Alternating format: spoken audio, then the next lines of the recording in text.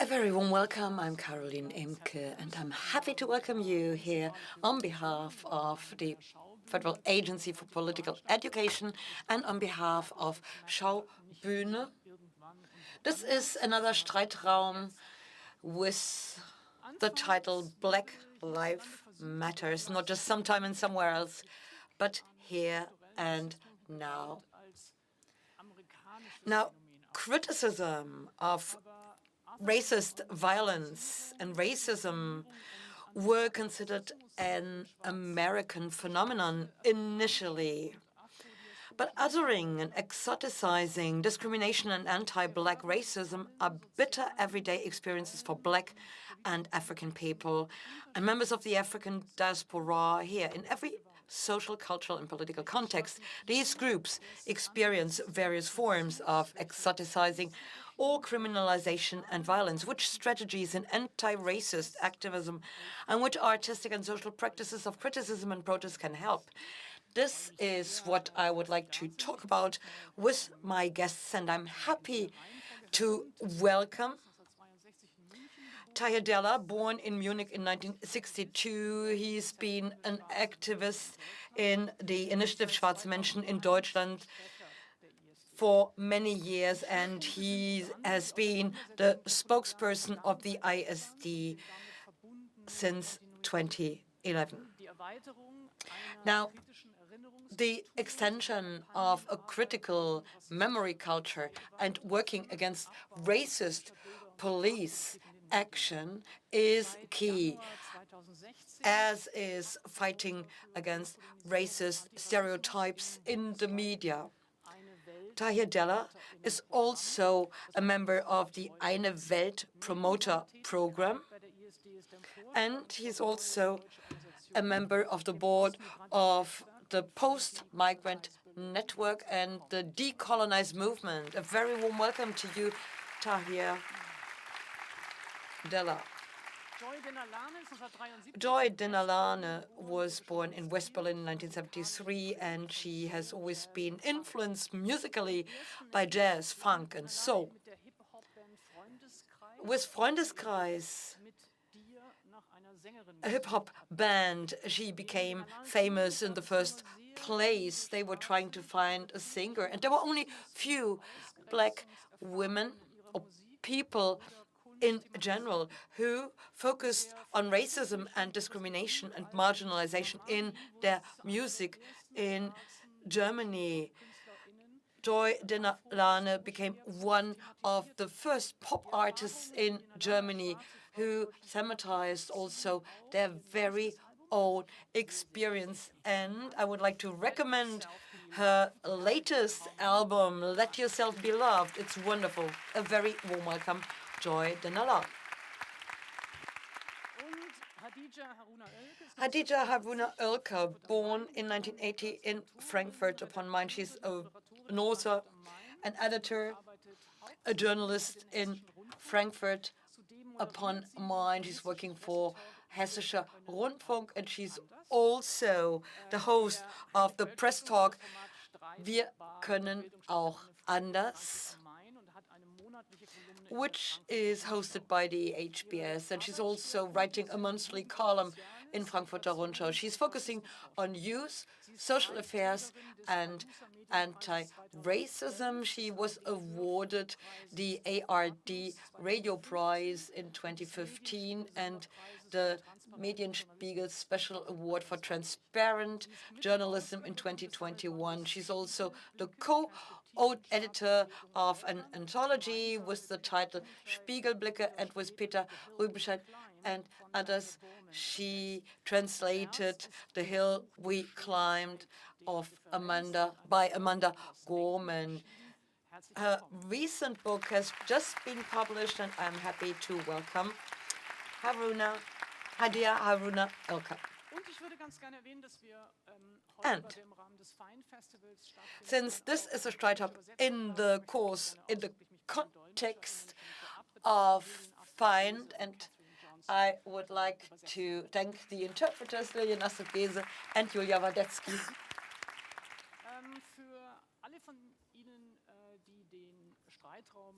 Now, those of you who have never been with us in the Streitraum, actually, this is the wrong label. This is not about disputes or quarreling. This is about talking about subject matters of interest we approach or see from different perspectives. And we do have like 90 minutes up here on the stage, and at that moment, the stream will end. We will be online for 90 minutes, and afterwards, the audience here in the auditorium has also an opportunity to ask questions. But please wait for the mic in the hall, because otherwise you can't be heard, neither by us nor by the interpreters. So in order to suggest a structure for our conversation, I would like to say, let's focus first and foremost on the question, what does it mean to be black, or become black, or be identified as black? Secondly, we will focus on the institutions and on structural racism. And thirdly, we would like to try an outlook. So we should talk about strategies, anti-racist strategies and alliances. And maybe we could also talk about what we wish to happen and what we would love to see. Now, I would like to start and ask Hadija Haruna-Oelker, what does it mean to be black? I mean, I would assume this is probably also about the way we talk, and the question would be, which would be the right words? So my question is, how do you call yourself? Now, I say I'm black, and I've been doing so for a long time. Afro-German is also a concept which is being used in the context. I think this is a process of emancipation. I mean, in the beginning, I was living with labels others had attached to me. And I realized that it was not only that I did not really like to be labeled, but this was also about the fact that the way they were calling me was a rather negative one. I mean, being black, that's also about a life reality different from my white mother. But then black is not black. I mean, the three of us, we are light-skinned persons, or mixed race, as they would say in the English context. Now, my father is dark-skinned. My brothers and sisters are dark-skinned. So this also makes a difference within our scene. I mean, I'm having a kind of privilege. My mother is white. Joy, what about you? What do you call yourself? And what are the words you can accept or you even like? And which are the ones you would rather keep distant? When I started reflecting upon my origin, my roots, now, this was about apartheid, which was a topic we talked about at home a lot. My father went to Heidelberg in the 1960s. He's from South Africa, where he met, in Heidelberg, he met my mother, and then they moved to Berlin, and here they married. So apartheid was extremely important for my father, and there was a small community in West Berlin, in inverted commas. And there were lots of political debates at our home, which I could not quite understand. Actually, I did not really know what they were talking about. I did not really know much about the injustice in South Africa. It was different, it was far away. It was far away. But it was being reflected in our home. Because my parents, for example, they could not travel to South Africa.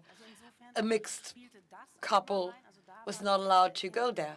So it was in our family, and I started realizing that apparently I'm different, also with respect to my social context at school.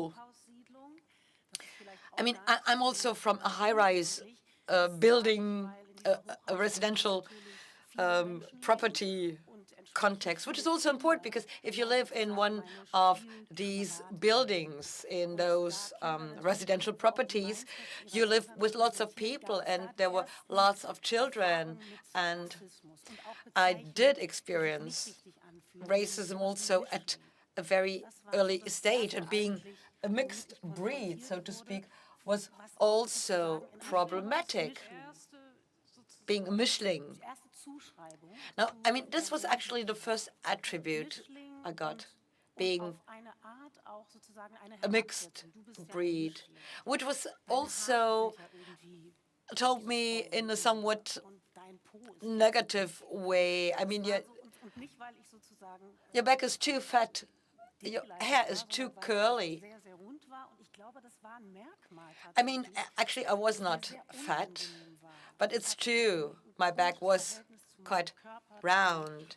And yeah, I had a special relationship with my body, with the color of my skin, with my hair. We had 6 at home. My parents had lots of children. So I had a lot of representation at home, and my father was always there, which was very important for me.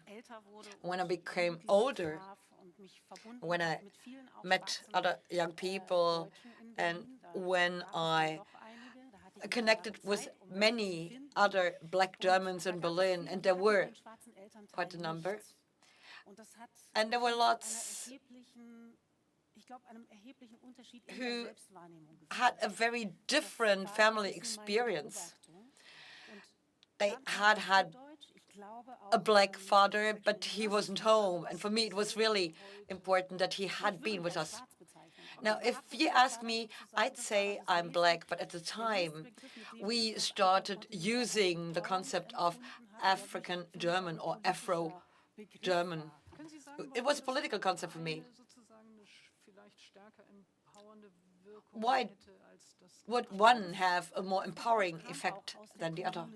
I think Afro-Deutsch, Afro-German was a concept used by the community, so it was not imposed on me from the outside. It was not a word used in order to marginalize me. It was a neutral, clear denomination, which also tried to connect a line between black and white, like having a German mother and a white mother and a black father. Advanced chemistry, I think you call it. Tahir, what about you? What would your name be? And what political and biographical importance does the word have for you? Now, only when writing the book Farbe bekennen, I started reflecting. And I mean, the exciting bit is that you need to define yourself, show one's colors, is the English title of the book. So we started asking people about how do you see yourself, how do you describe yourself? And then we also asked, do black people pick particular words in particular? And I mean, you have lots of black people in Germany who have been here for a long time and who will be here. It's an inherent part of their history or the country's history. And I mean, that's what I can identify with without proving any African origin. I mean, I've grown up here.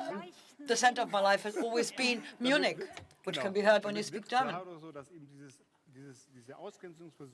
Right. So the attempt to exclude black people by saying, okay, you're coming here in order to study or work for a while, and then you go back, is different.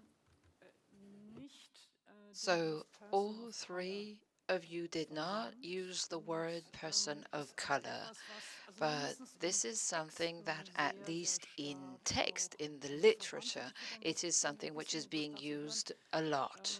So maybe you can tell me what this stands for, and maybe you can also tell me why you did not use this. Yes, I would also like to bridge over.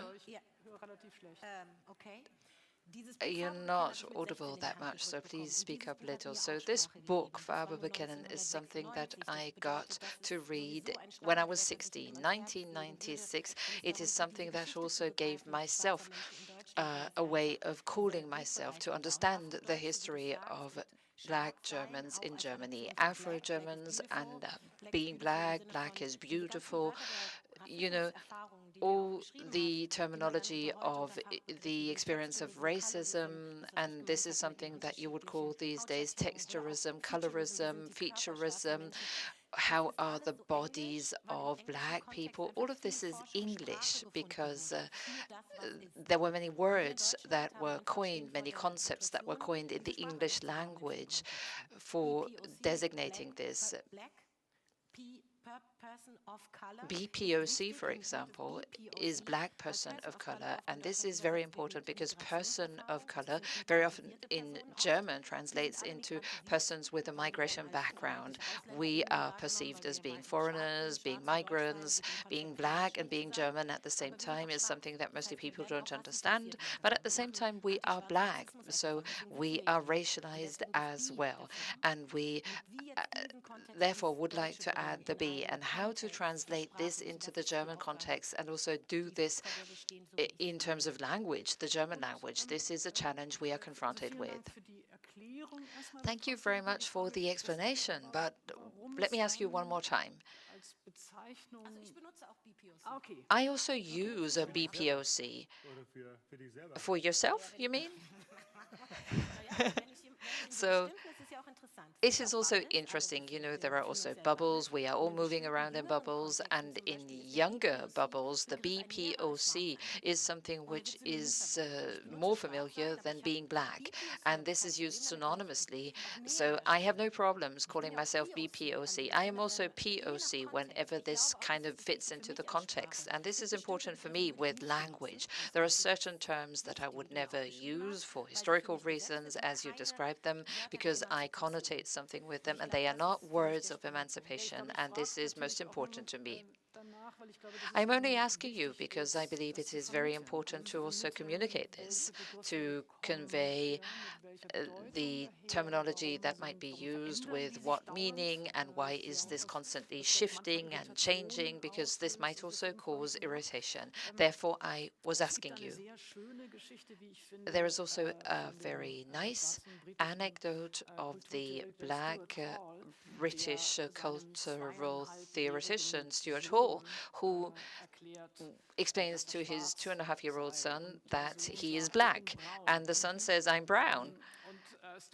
And Stuart Hall says, "No, this is a categorical mistake. You know, it's not about the color itself, it's about what this stands for." And you can really imagine this, how Stuart Hall starts this very lengthy Marxist discourse on what is brown and what is black and what it means. So I would like to take this as a connection in order to find out what the social position is, apart from those social or terminological concepts. Joy already alluded to the experience that this might bring with this, and Hadija describes in her book very nicely that being black is something that you also have to learn, or something that is being taught to you. So maybe you can describe for yourself how this was a process for you to understand being black as a social experience. Well, for me, these are emancipatory steps of self-perception. And of course, you can translate this to other marginalization experiences, other features that might cause oppression. It's just the awareness of finding out that other people don't see you the way you see yourself, just like the explanation of Stuart Hall to his son. These were early childhood experiences, and they had no language in our family. So the book from 1996 gave me a lot of self-awareness.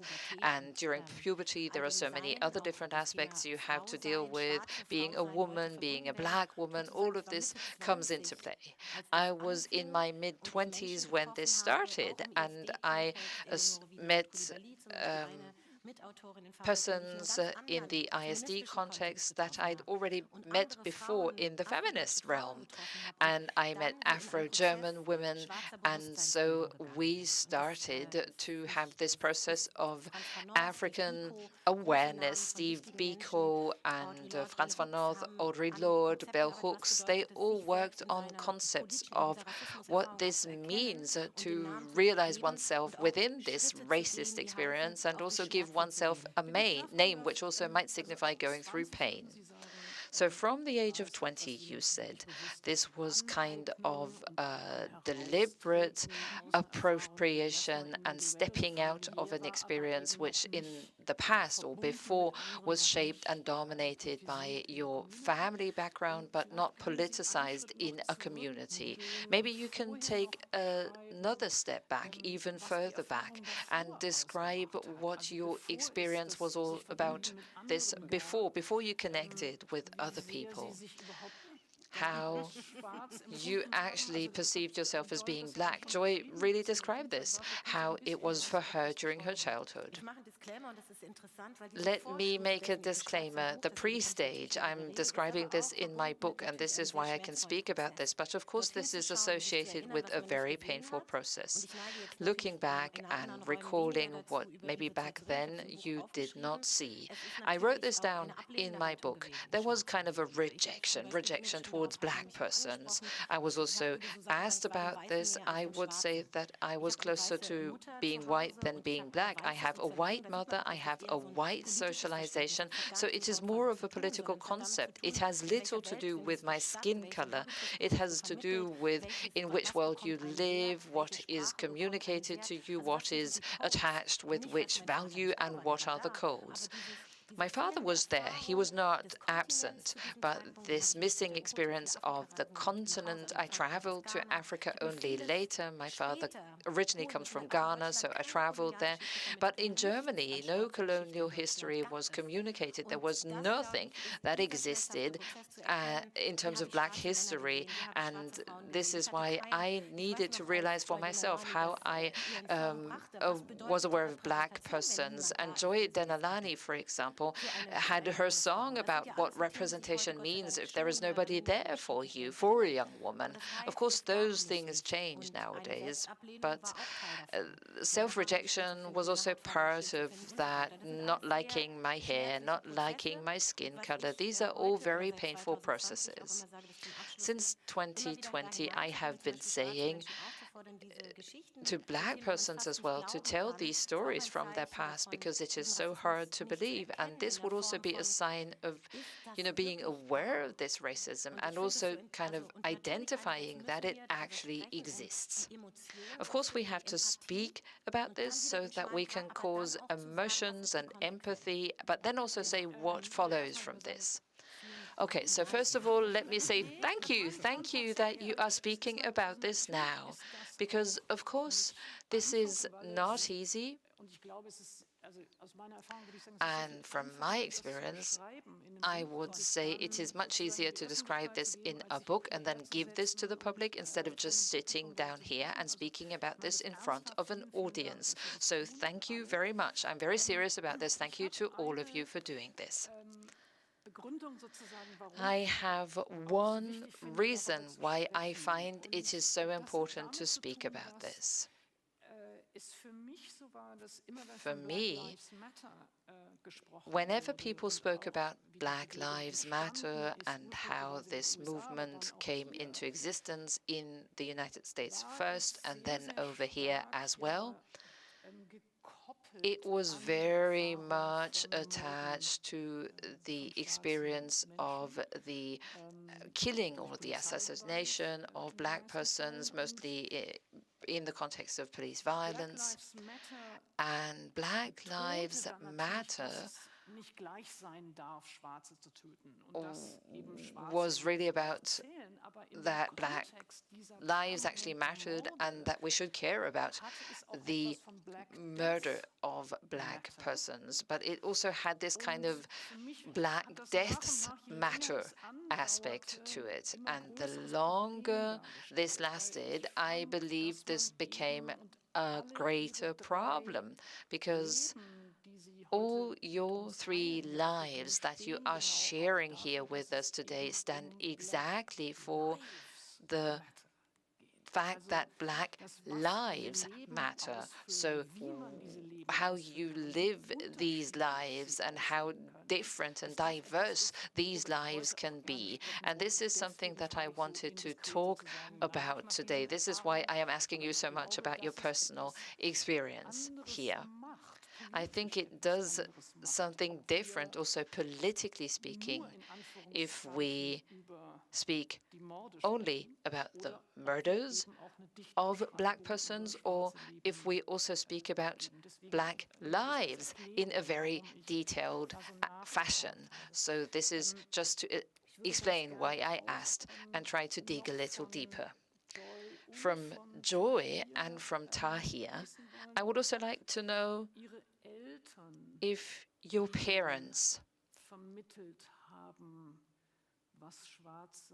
communicated to you what being Black means. You alluded to this with the explanations about South Africa and apartheid and the fact that the relationship between your mother and your father was perceived to be illegal in their home country.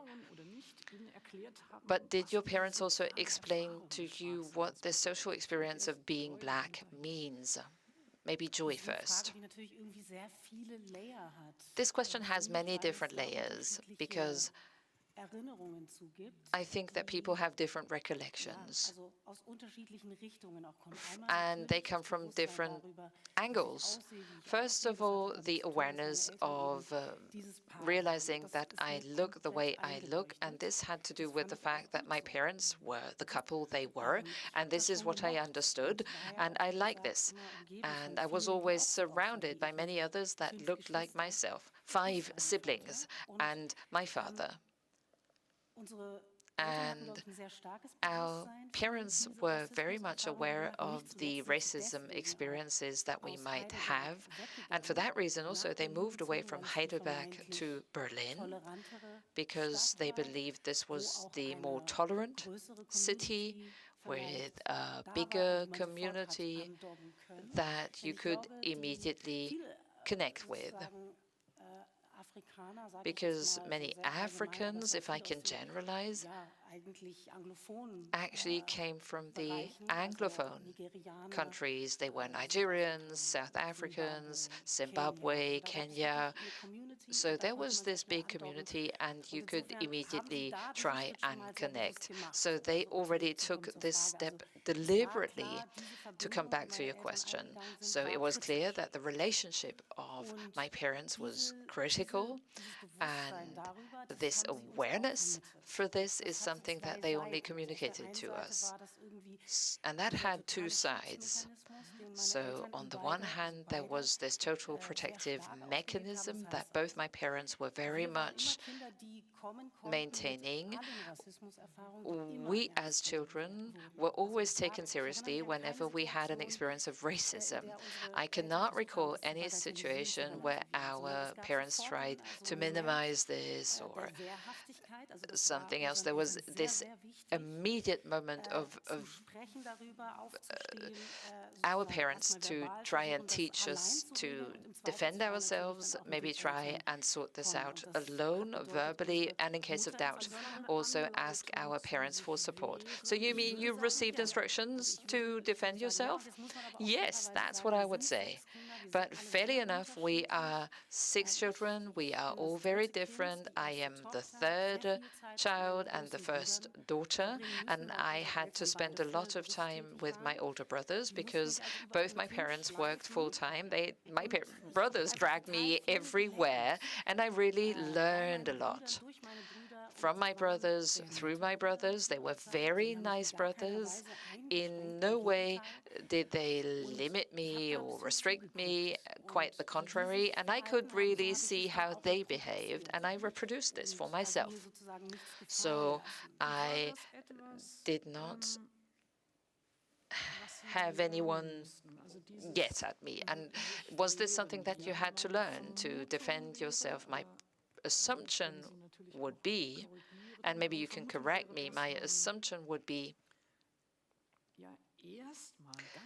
that first and foremost, as an initial reaction, you might have something like astonishment or disorientation.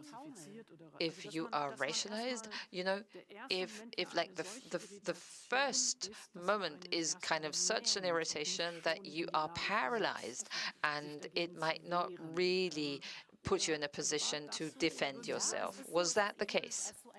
Yes, I would describe this as this kind of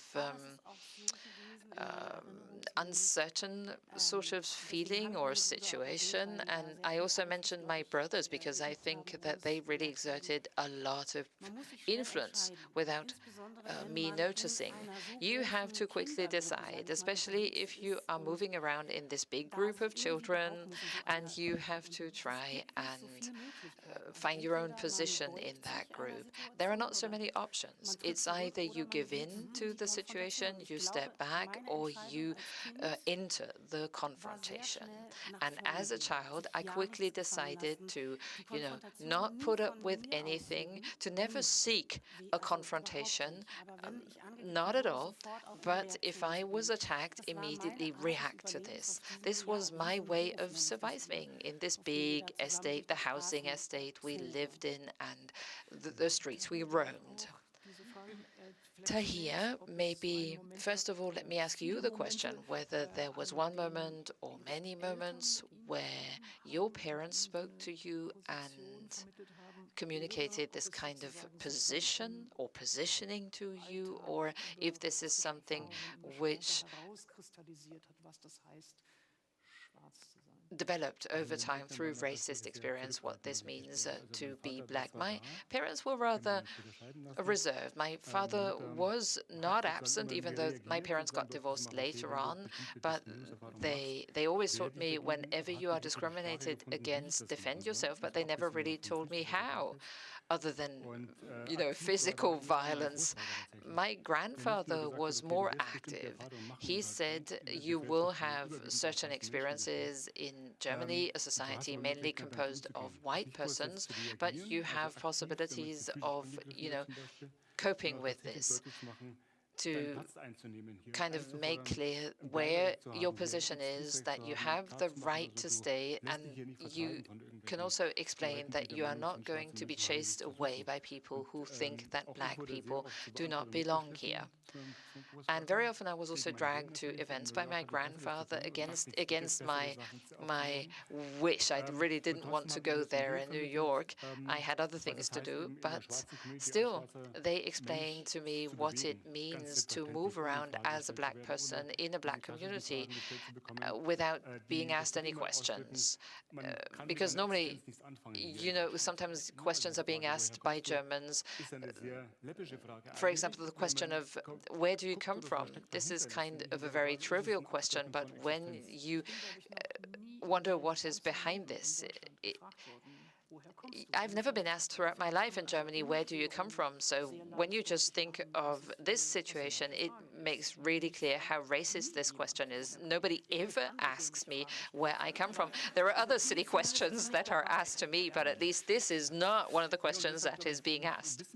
Yes, and this is kind of something that enabled me to handle this. Racist discrimination should not be something that is hurting you so much, and kind of also making very clear that you want to position yourself in society. One more thing that I would like to add, because I believe it is so important to illustrate what is currently happening. Life, for example, which is not perceived as the threat of life, but also what life is all about. And also to understand Black life does not only mean experiences of racism. Of course, you need to differentiate all the negative consequences that this has, but still, you also need to see what is beautiful in a biography. Every story and personal story is different. It has to do with policies, with the setting, with the class. For example, there were also defense moments with us at home, but without having defined the context of racism. But when you come from a political system that is called apartheid, and later on I visited South Africa as well, of course this is different if you are socialized in a society where racism is a topic, even though in Germany this was not a topic. It was not discussed. Germany believed that racism did not exist. So all of this is racism, and Black persons do not always feel racism. Not everybody needs to defend themselves. They don't even realize that they experience racism. It's only when they turn 30 or 40 that for them the door opens and they are kind of overwhelmed about everything that they experienced. Right, that's the point that made me focus on the very private, the very personal perception, because here we do see different biographies, but also the intersectionality, the other conditions that are given, which are part of the experience of racism. But then you also talk about it in an abstract way. You have the political discourse where your personal experience gets lost, and the diversity of experiences maybe also. But there is one more question I would like to ask, because I really felt moved by what you wrote in your book. You tell us that your father stayed, so to speak, in the background of your family with his own history. And you say that you were sad when you realized that you had different weights or importances in your family depending on where the person came from. Could you describe this for us? Right. I'm not telling the story of my parents, but I do describe a situation which I would like to be read by others, by other Black people who maybe also recognize elements of their own lives in it. I mean, what does it mean to be the child of a family member of a colonialist family, now coming from Ghana, becoming a truck driver in Germany, living in a new life reality? That's, so to speak, the framework of the story. And the intellectual approach and the academization, so to speak, does not happen. The language he speaks at age 20 is very different. So the question is, indeed, how do I find the language in order to describe the situation? So it's right. You have your experiences, which are part of your life, but then you also are part of a family of colonizers. And then you have the Holocaust, the Shoah, and memories and how to talk about memories. All this is part of the whole picture. But also with respect to my own experiences and what I had to cope with. I think it's important to tell those stories. Joy, Denalane, my follow-up question to you would be, how did you manage to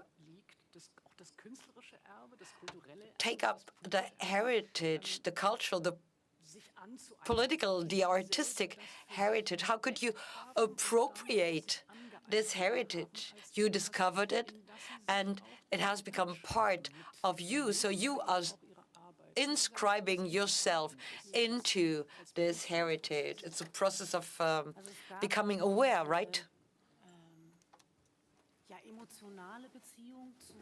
Absolutely.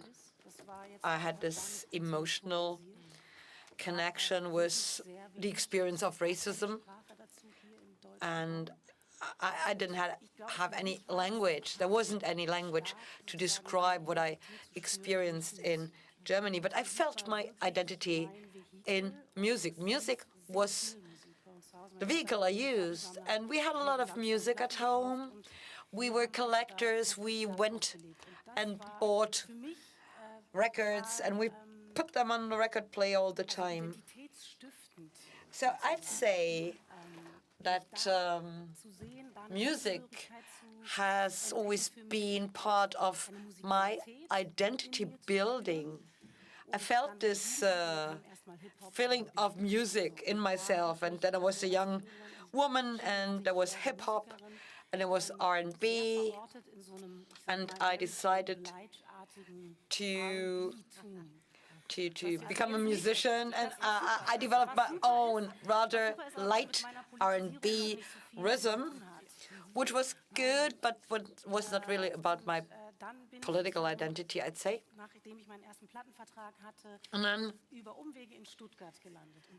after having had my first record contract, I went to Stuttgart. Stuttgart, yeah. I mean, it was a positive experience, so to speak, because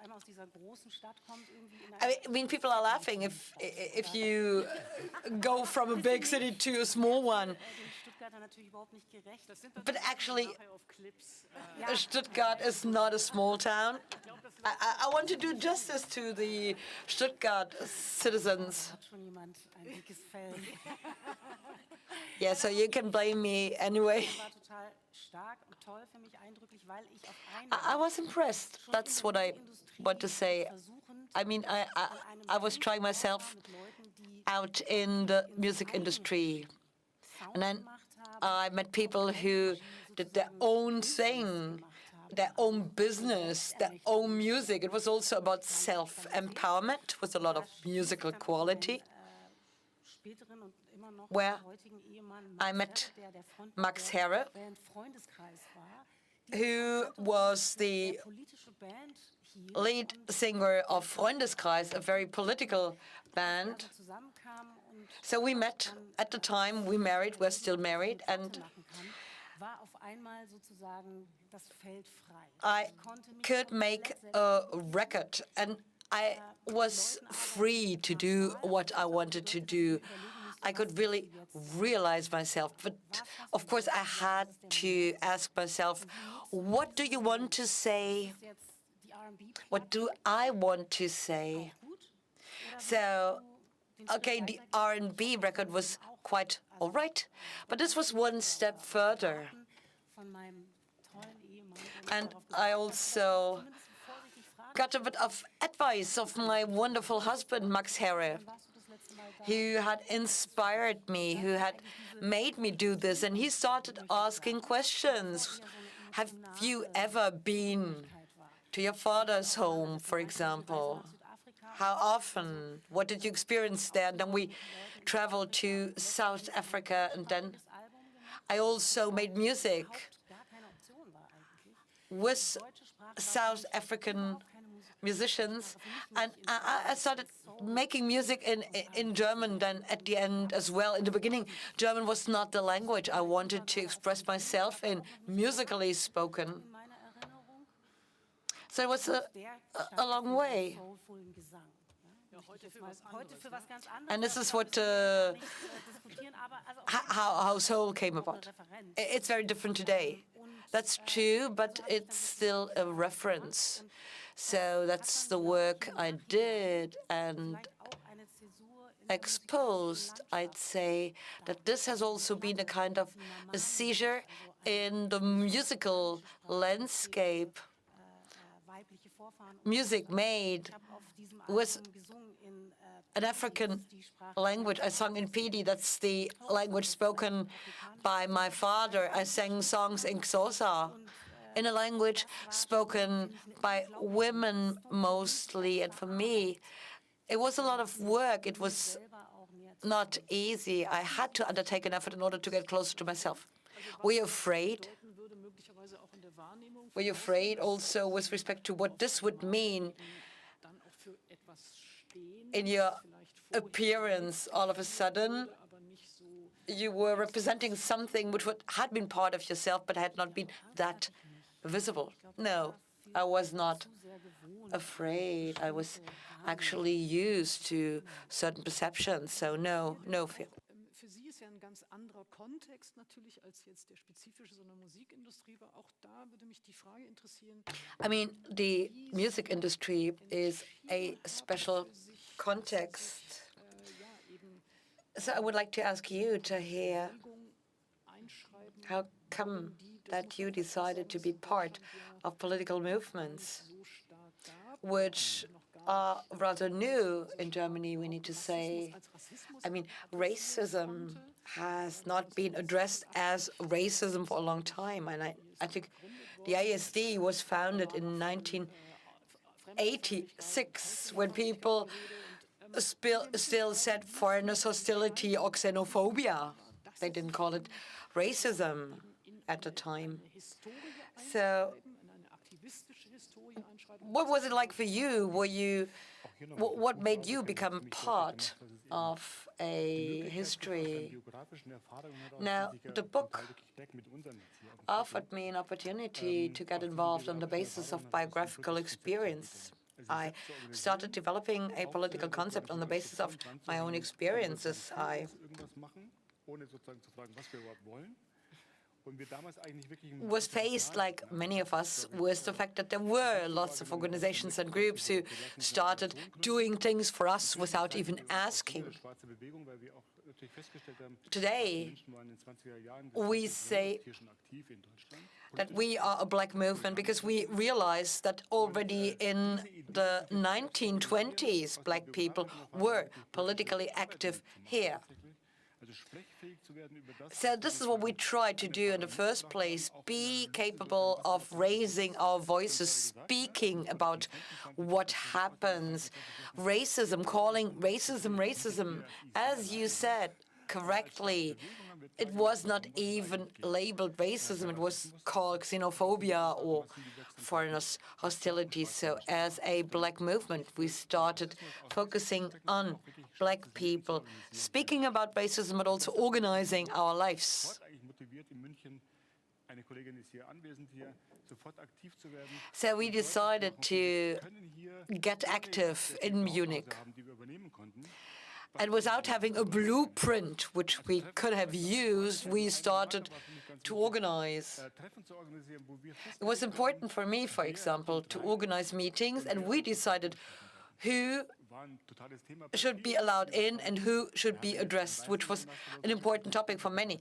Many said, if you don't admit white people to your meetings, you make a mistake. But we said, no, that's our form of organization. That's the way we would like to move forward. Politically spoken, it works for me.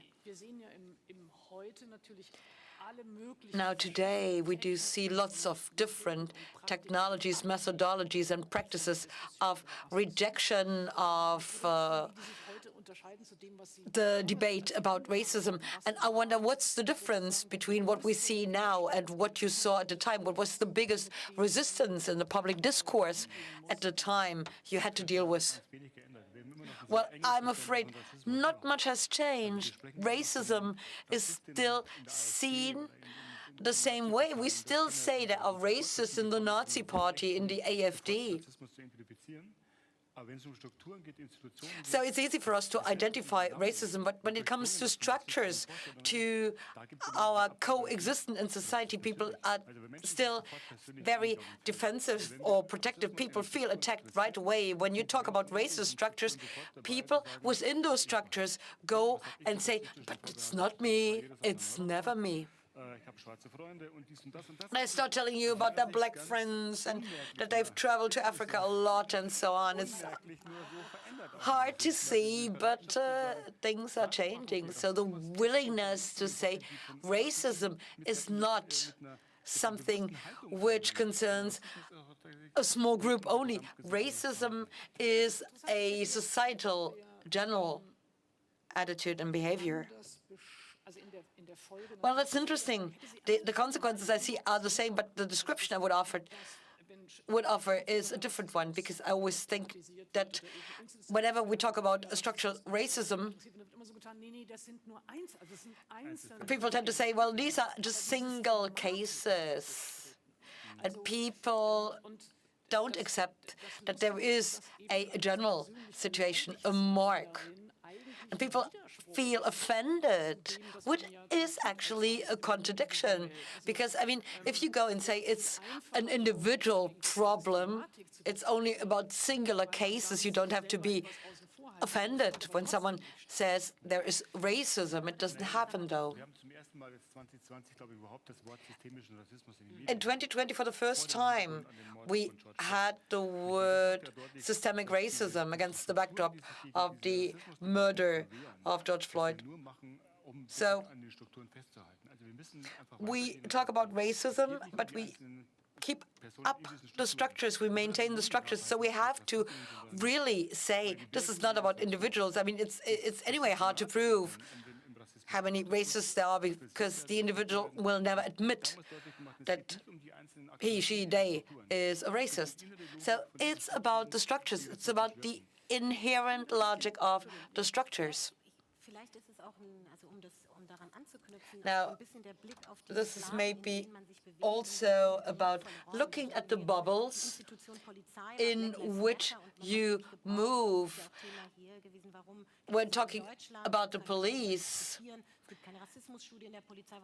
And Black Lives Matter came up. People started asking, yeah, but where do we see or find racism? And I think structure is a problematic concept as such, because it's really complicated in the situation in which we are, because this is about emotions. And when we talk about structures, we have to be clear.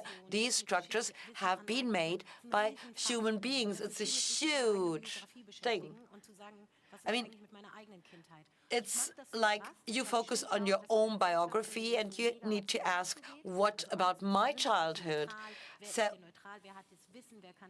of course, you try to find out who's neutral, who has the knowledge, who can I trust, but we are getting emotional the very minute someone talks about racism. So when we talk about defense and rejection and structures, we need to be very clear that this is about emotional aspects as well. Now, in addition, I would like to ask, when talking about racism, what are we talking about? Because there are different forms of expression, there are different contexts we need to see.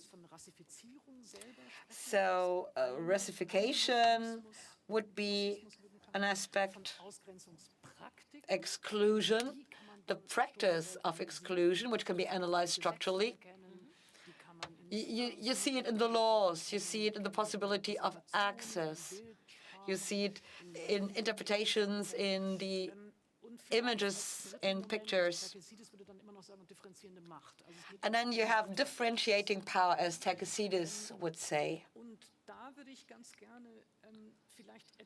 And here, I would like to have a closer look,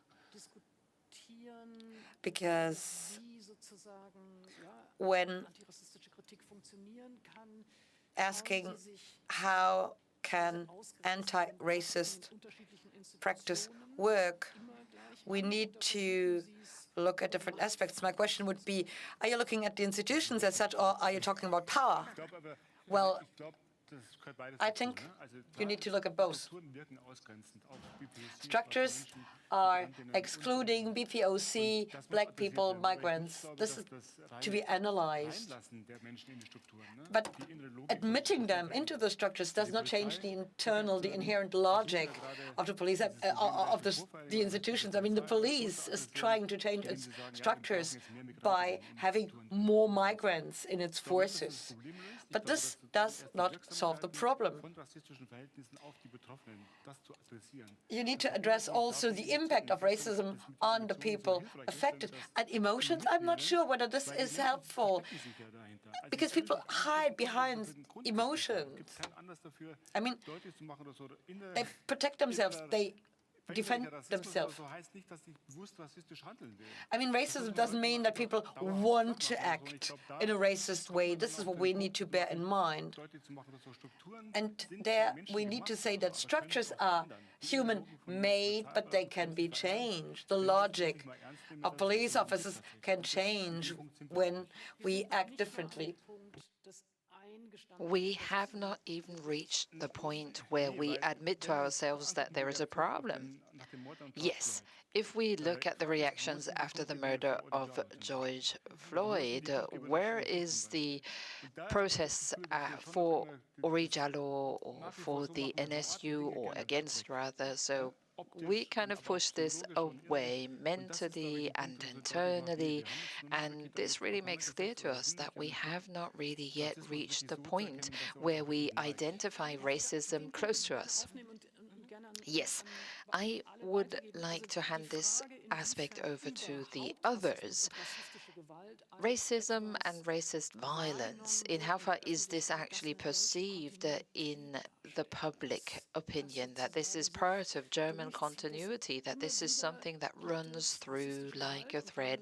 Racist violence erupts again and again, and then there is this kind of astonishment, as if this didn't exist before, and as if this was not part of a longer series of brutal racist violence.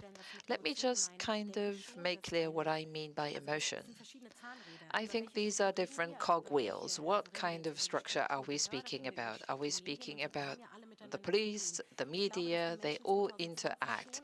In 2020, persons kind of became more open-minded because of an emotional access they had, because of their empathy. Of course, this leads to nowhere if we just use persons as tokens, like we praise some persons to represent that look different, the so-called tokenism. But I still believe that persons, through this empathy, through the emotion, feel kind of addressed, and they are in those structures that they can change. So that would be a turning point. So, you know, racism within the police is something that we could talk about for a long time, but, you know, I come from the media landscape, and I work a lot in the structures, and one of the main factors is that we have to work with the persons who have the power to determine what is reported. And if there is no understanding of remembrance culture, if there is no expertise, people are simply not aware, or they just believe that this is kind of something that they can reject. There are very eloquent mechanisms of not speaking about racism. And this does not involve, I didn't know this, but there are more efforts needed to decode this. Okay, so just to speak about the continuity of racist violence in Germany, would you also say that this is something which is represented in the media or something that is denied in the media? Maybe you could describe this from your day-to-day work. I think this is still this kind of state of shock that does not establish any connection. People do not go back to the 90s. They do not describe the continuity. There are some good colleagues who do this, but nobody does this as a norm. You know, many people say in 2020 it all started, and I'm always thinking, wow, what started in 2020? Maybe in the terms of awareness raising, you know, but racial profiling.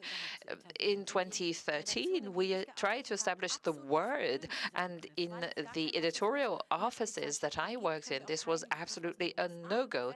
If there is no racial profiling in the police, then we cannot translate the terminology from the United States for the German context. So first of all, we had to identify this as a topic that you could do some research on and investigate. And we are right at the start of this. And this is why people feel that things started in 2020. And it only happened and started in 2020 because so many people were trying to take the story from the States to Germany. Uri Jallo was just addressed, but you know, this horrific video, it was not the first video where police murders happened. Eric Garner, for example. Yes, I have an entire T-shirt with all the names. Sorry.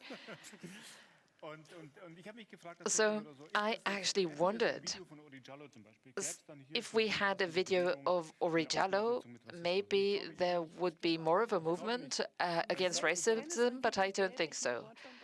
Even if there was a video about a German racist murder, I think there would not be such a movement. Yes, there is just anecdotal evidence. Yes, there is the expertise, and people are trying to split up the cases of racist violence into isolated cases. And this means that we do not deal with the institutions and with ourselves as a society, where racist violence very often is part of the day-to-day experience of Black persons. Sorry, I interrupted you, but my feeling is it's kind of, you know, you just color the dots or join the dots. You are just trying to draw the lines between the dots, and then you find out, well, there, you know, there is the big feet and the big ears and the trunk, and you know, you drew for so long, and then at some point you would have, you know, see the full picture and call it racism, or, you know, name the elephant in the room, but then it does not start, and it's again split up into individual isolated cases. Yes, we paint and we draw, and you know, it is something that's been ongoing for a long time, and we can see the animal, but at the same time we don't. And I wonder why it is such a problem, the unintended racism. Why can't we just explore this within ourselves? Because I keep listening to you all the time, and we are just talking about the fact that people don't recognize that they have a problem themselves, that there are internalized mechanisms of racism that they also perpetrate, and that this is just part of their life. And because you said that we are so structured and we all want to have kind of a way of structuring everything, why is this such a problem for this aspect? And why is this so emotional? I can only presume. As a white person, I would also say that when I really actually have to imagine in what way I am complicit to connected with colonial history, racist practices, in what way I am permanently benefiting from an inequality that is discriminating against others and even exerting violence. Of course, this is unbearable. You know, if you would really seriously want to figure out what this actually truly means, and it does not mean that you're rejecting it. It just means that you're, first of all, you know, becoming aware of this. And one element of this that is completely alien to me, I hope, is that we need to be aware of the ignorance, of the interconnectedness. And I cannot say that as a teenager, I did not really deal with colonial history. This is, of course, something, unfortunately, that only slowly I had to find out about, I had to learn about and read about. And only the part that I'd agree to and that I'd find really hard to fathom, hard to understand why this is so hard to admit. Because we could also say, my goodness, I should have known so much more.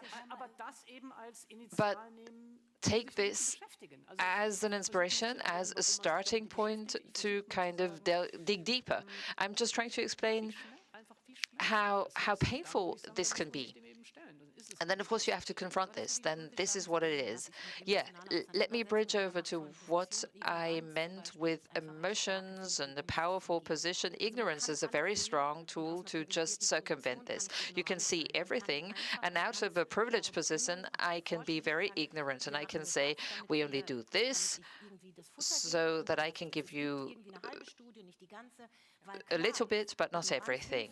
You know, because it is clear that ignorance prevents change. And if Uri Jallo, if there was a video about his murder today, then we'd live in a different time, because larger movements can generate more power, also from a Black perspective. And you can see this from the Uri Jallo case analysis. For example, when the reports came out, many colleagues said it is very, very clear, but to kind of reconstruct this case, it means that you would have to have journalists that look into all the cases of the past years.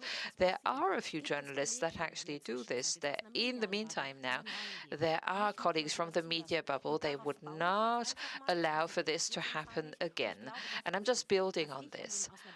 I think that from a movement perspective, I can see that the connections are established. For example, Hanau, Halle, the racist motivation behind the attacks between the two this is something that is now also analyzed. There are colleagues who do this. I absolutely agree. But for Hanau, it is very important to say why this different kind of attention is stirred. It's just because there are people, there are family members, there are relatives who permanently discuss this. And, you know, if we look into different contexts and say, now there is a bit more of an awareness, or there is more of a willingness to do research, more detailed research, I still have the feeling that this is still only under massive pressure, not voluntarily, massive pressure from the movement, from the grassroots. We just recently had an event on looted art and the colonial past as well, and the legacy from the colonial times. And I had the feeling that you really had to force people to reflect. Yes, there is the analysis, but nothing comes out of it. So political consequences for example, 13 years after a murder in a police cell, this is something that was never really discussed. But Hanau was the first time when racist violence was discussed immediately, and before, 10 years earlier, this would not have happened. But there is no political processes that follow from this to really call on the persons who are responsible, on the structures, and also derive actions from this. Well, I'm looking at this in the longer term. 10 years ago, nothing happened, and now it is named, and I'm not expecting that tomorrow something will change. Is this good or bad? Well, it is bad, of course. Well, that's the question. But the question at the end of the day is also about continuity, just thinking of for how long I've been working on this. Do I give this up or do I carry on? You have to be very patient. Racism will never go away. I'm not thinking that if a school calls itself a school without racism, this is a structural problem already. It should be a school against racism. And because this really explains the attitude towards the topic. I think we're still in the process of trying to discuss this, and this is permanently influenced by backlashes. That is, that people are trying, or rather setbacks, that people are trying to influence the discussion in a way that we don't have to talk about this anymore. And we need to put up a fight. We need to put up resistance because we still have a long way to go. 5 years ago, we would not have been here at the Schaubühne. I'm not saying it is great, but it's not bad. I didn't want to say everything is bad. I just wanted to show what is missing. And 36 years are not very long in view of the historical dimensions, 500 years of colonial history, for example. You are right. But at the same time, as a society, we should draw the consequences. And the question was, where does the resistance come from? From the institutions, from the structures, from the cultural organizations themselves. There is looted art in German collections, in German museums. Everybody knows this, at least those who are responsible, and everybody is just trying to avoid the discussion. They don't want to send everything back just because they want to retain the structures. So those who are constantly exploiting and discriminating, they should not be the ones who are still determining the processes of change. I would like to ask one more question to the group before we come to the perspectives and strategies. There is a quotation by Audre Lorde, and she says an answer to racism is anger. And this is such an important sentence because being angry or being furious, this is something that especially Black women are accused of permanently. At the same time, this is kind of a strategy of silencing Black voices by describing them as angry or as furious. And because you three are acting in very different contexts, I would like to ask you, in your work, how much can you be angry?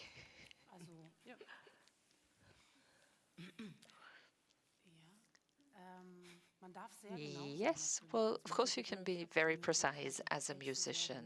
Through my lyrics, I can say very precisely what is moving me and decide for or against rage or anger. But on stage, I have a type of anger or rage as an engine to perform. So this is part of my performance. This is something that I can hear, I can see. It's something very powerful, and I described this before briefly. It is something that very much takes center stage, very much goes to the fore, to the front. And I am not sure if I was the same musician with the same performative strength if I'd grown up in different circumstances. So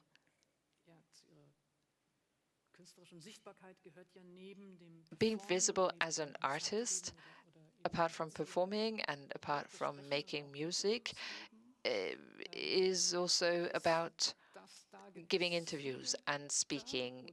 Are you kind of more reined in when it comes to your anger? Yes, of course. I differentiate a lot between my stage performance in the musical context and a conversation. Well, we would have accepted that as well. No, I mean whether this is something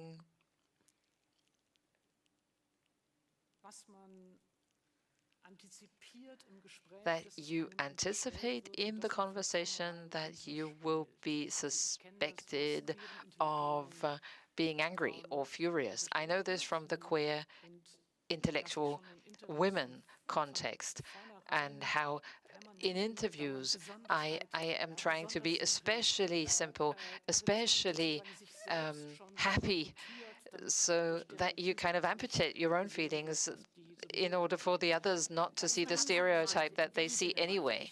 That is what I meant. Whether out of yourself you switch modes because you already anticipate what you would be suspected of, that is, of being overly angry. Yes, I'm always trying to be very eloquent in interviews. I think this is kind of a disease that I have because I am Black, and because normally what is assigned to you, thinking of a person like myself, is that I might not be able to compete with German native speakers language-wise. So that from me, they would expect that she speaks broken German or no German at all. So this is kind of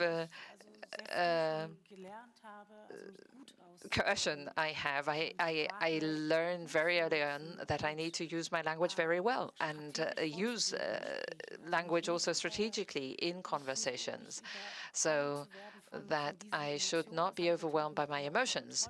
Of course, I cannot control this all the time, but also be very attentive and anticipate what kind of question might come.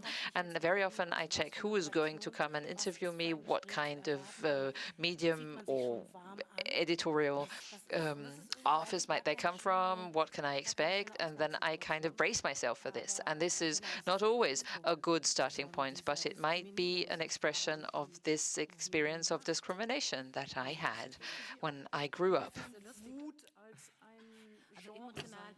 Anger as a motivator. It's difficult for me, a Black journalist who has always worked in this field. My training was a rather traditional one. I'm also a person who opted out of education, so I have done all this, and then always being alone or by myself, and then you never want to be a partisan to aspects that relate immediately to you. You don't want to talk about racism because it concerns you. Yeah, right, but there is also the other approach according to which people say, I mean, you're Black, so it's your topic, right?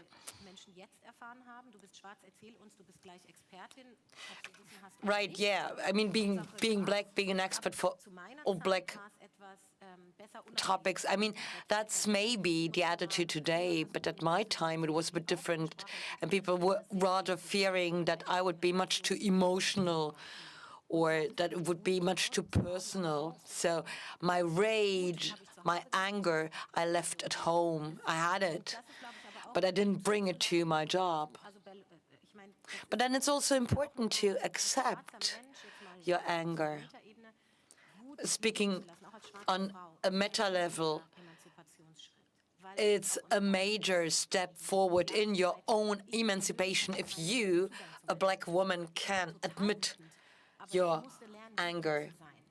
So I was angry, but I had to learn how to be angry. That's certainly an intellectual effort. And today, I would certainly go and say, I'm angry about what you say.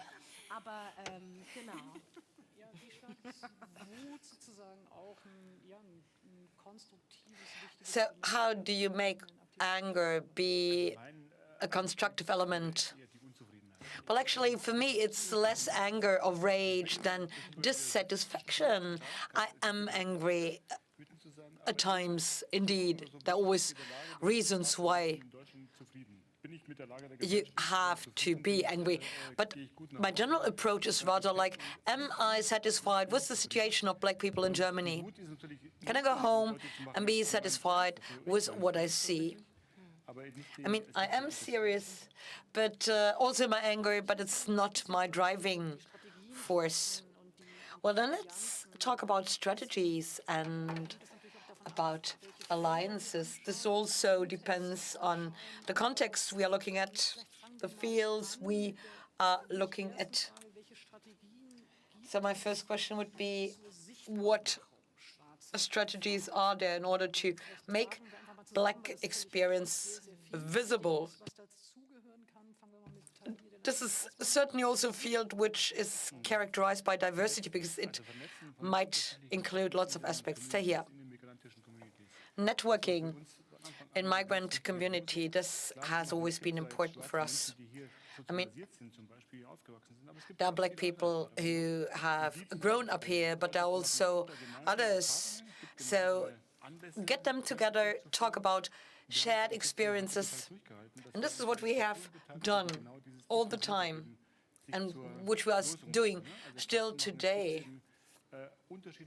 It's our motto. I mean, we know there are different groups in society, but they are dealing with the same problems we've been dealing for 30 years. So try to find allies, not necessarily people who want to do something for us, on behalf of us, for whatever reason, but people who want to do something themselves. The tribunal, the NSU tribunal, has been extremely important because here our groups met other groups, left-wing groups, and migrants initiatives, and many others, in order to also talk about the different points of departure in order to do something together. Hadija, visibility, that's certainly about language, about pictures, about the images which are being transported and conveyed by the media. What are your strategies? Now, this is certainly about who tells the stories and which stories are being told, and I'm very much in favor of representation, so I am eager to trigger in my company things that need to be done. There are not too many Black colleagues I have in my company, but still, it's important to have these encounters on different levels. I'm also involved in the new German media activities. So we always ask, what is missing and what do we have to organize? This is not about a beautiful, a colorful, a diversity world, but this is about authentic and better journalism, and that's what journalism seeks, i.e. the public. This is our mission, I'd say, and this is my way of creating visibility in my structures. But then I also focus on visibility, being a journalist myself, being in certain positions in order to show where it hurts and where problems have to be solved. And of course, in a major movement, you get also your own empowerment. I mean, there were predecessors who paved my way. We were, well, not really in a bubble in the media, but we were in a certain setting, and there were others who prepared the way, and now the doors are being opened. It's certainly important to talk about it because today people pretend to say that structural racism or marginalization or exclusion is mostly happening in the police forces, and the media pretend to be the enlightened side or the enlightening party, so to speak. So we need to describe that in different contexts. You have all these mechanisms of exclusion, so you have to ask about the different contexts. And you have to ask about what changes within those contexts, which is why I'm also interested in the music industry. How can we achieve visibility in the music industry? What about Black experiences? What about a criticism of racism? How difficult is it, especially in the commercialized section of the music industry? Well, in the music industry, it's like in many other industries, there are players, those who are in the front, standing in the front, musicians who can be black, more and more so, and they are changing the structures. But actually, in Germany, the overall structure is a rather white one. I mean, I've always known it, and I always knew that this is a problem. But it became evident to me when I worked with Motown in the USA. I'm having a contract with Motown. And unfortunately, I could not travel to the US because of Corona. But it was really, really fascinating for me to see that everybody who was involved on all levels of the company was black. And that made it crystal clear to me once again how white the structures in Germany are. There are few people in the German industry who are black, but it's not many. I mean, of course, the BPOC sector is changing, and it would be good to have more and more artists use their positions in order to talk about this topic or this problem, which, however, means that they need to be aware of the fact. And it also means that we have to get away from the academic approach. I mean, we always talk about it, but it's a very highbrow approach. We tend to pretend that we know it all. Yeah, no. Well, actually, you need to get access to this kind of education. If you don't have this access, you don't understand. So this would be my wish, my criticism and my wish, because this is a community which is characterized by diversity, and we have to reach out to these people. We have to do more than speaking in the language we are using in order to talk to each other today, which,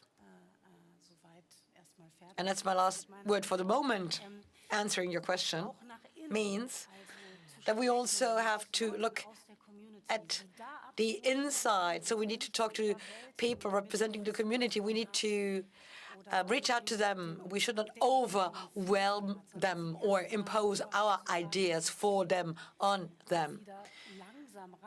So we need to go slow. And of course, if they don't want to be involved, we need to leave them for the time being. I think this is the task we need to handle. We have worked well in all these bubbles, but these bubbles are quite bubbly for people who don't have access. And I would think of many people among my acquaintances and friends who would not even understand what we are talking about here. Yeah, but then, I mean, there have been these national meetings for 30 or 40 years, and they are always telling the same story. They always talk about the facts in these academic terms. And I know lots of black people who have stayed in this academic world for good without really understanding what it was all about. So it's also good to, well, try and establish a distance and move out into other worlds, like me into journalism, you into the world of music, because there are young ones. I mean, the social media, that's also about transfer and transmission. So we really have to figure out how to translate for people who have never thought about these things at all. I mean, this event is not by accident sponsored by the Federal Agency for Political Education. I am grateful for this funding, and I also think it's important to have this funding, because translating is key. There are very different ways of talking. There are very different ways of context. I mean, we are sitting here on a stage. I.e., the whole gesture is very different from any private conversation.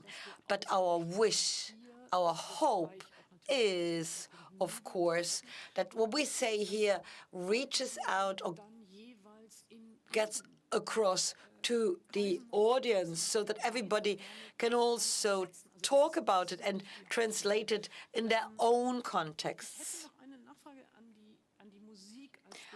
I would like to ask one more question concerning music, because music is a special form of communication. And this is maybe also about the fact that I think that we can understand music as a low threshold access medium. It offers maybe a better way of access. It facilitates access, music, even more so than text, and thus also triggers more empathy, I think. So that's my view. What about you? Do you see this in your own music? Do you feel it? And would you say that people perceive music also as an anti-racist political position which comes along in a different way? I think so. I think people see it. I mean, it also depends on the albums, on the records. Sometimes it's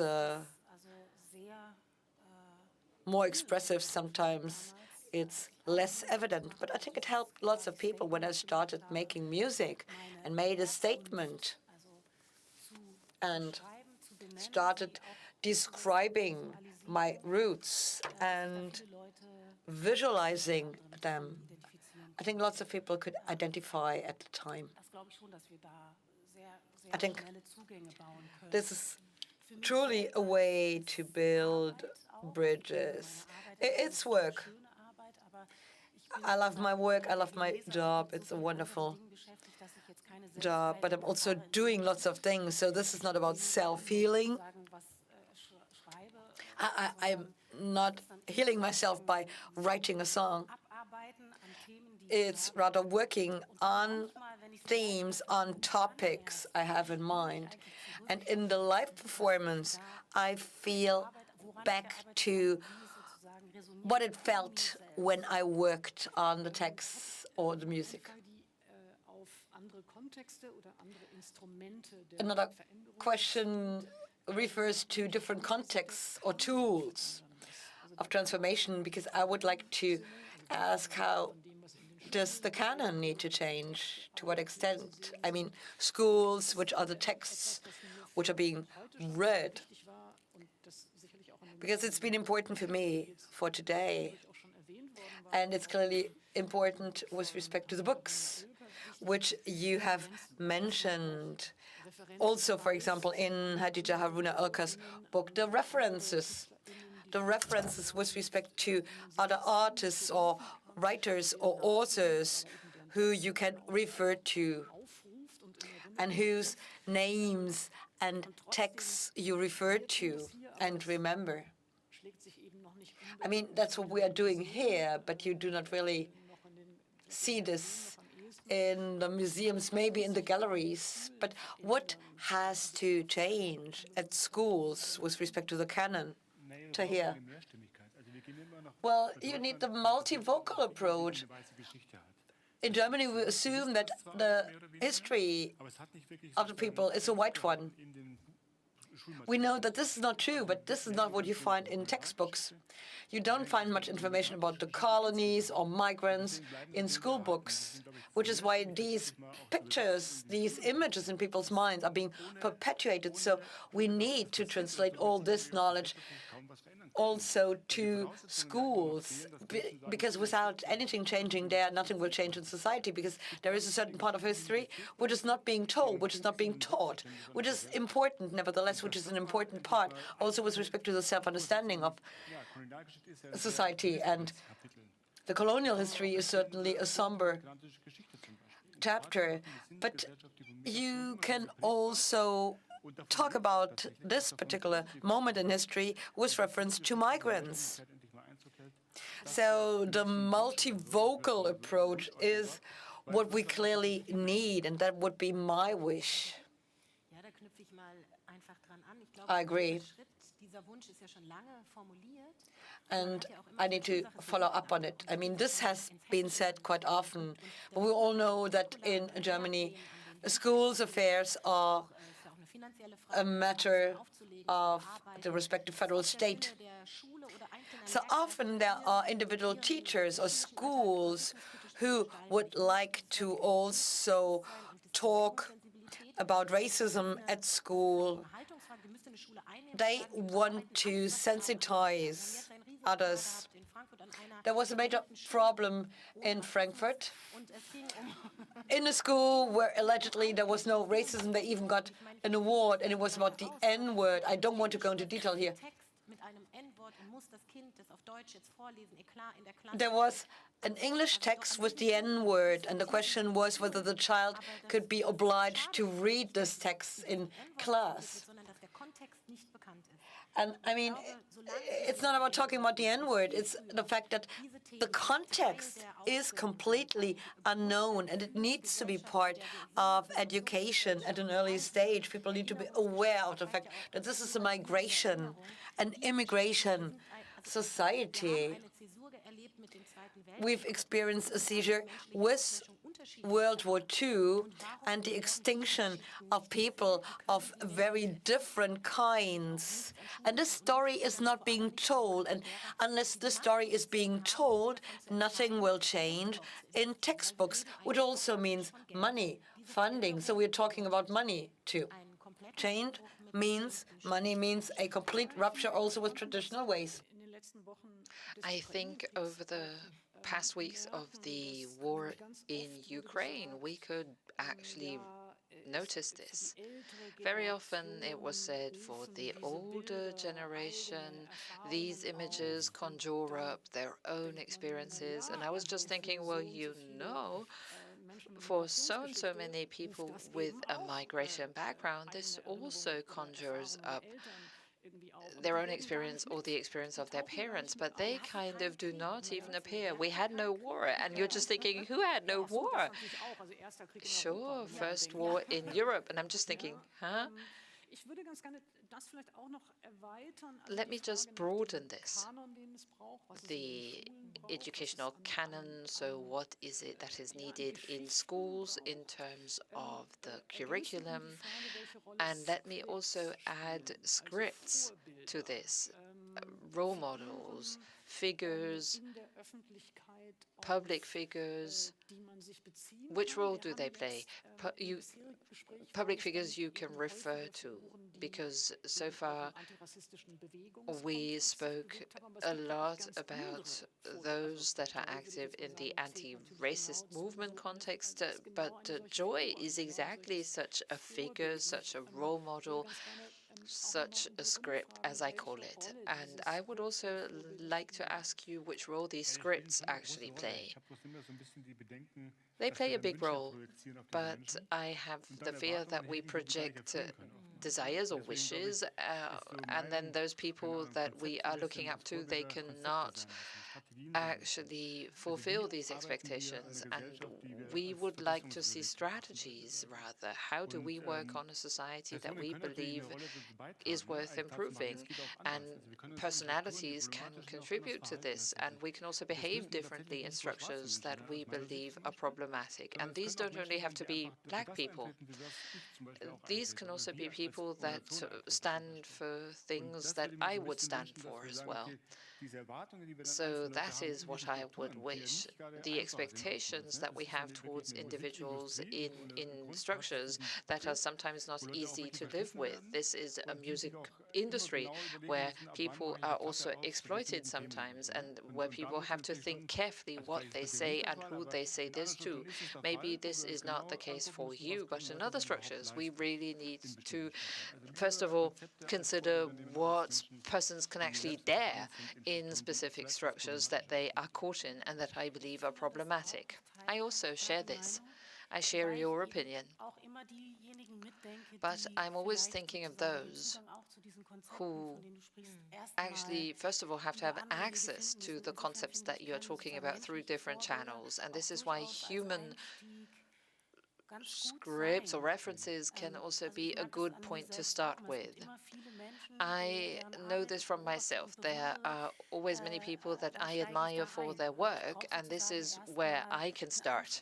But I need some kind of contact, something that is appealing to me, and then I can find my way. And at some point, I then address the work of that person. Yes, the absence of scripts or the permanent tale of stories that have to do with despair, with violence, with exclusion and marginalization, they also have an effect. And this is why I think we should not underestimate the meaning of role models with a nice, with a happy, with an inspiring story.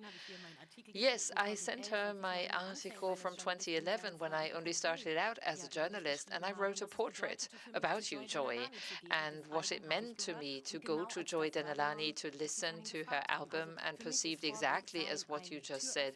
Being a role model is kind of a door opener, and I also see this in young people. I had a discussion about literature for children and youth, and actually there should be books as well for parents so that they can speak about racism with their children. And then also, there are not enough representational books. There are not so many books that are diverse in the sense that there are children from all different backgrounds that experience an adventure. Many of those books are translated, and very often the feeling is, well, they just want it to be politically correct, and this is why they did this. So first of all, the texts must be good, and not only the images, but what would it mean for the children? What would they need in order to understand something easily that we had to work for very hard in order to be able to cross bridges? So make this natural. This is how all products need to be designed, not in such not in an effortless way. That's what I would like to see. Thank you, thank you, thank you very much. Thank you to everyone at this point for this part of our discussion. Thank you also for the openness with which you spoke.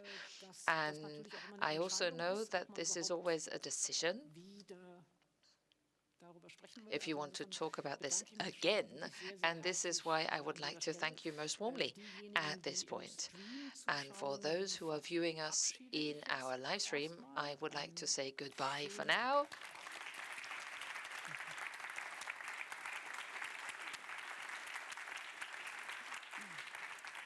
Und ich lade Sie ganz, ganz herzlich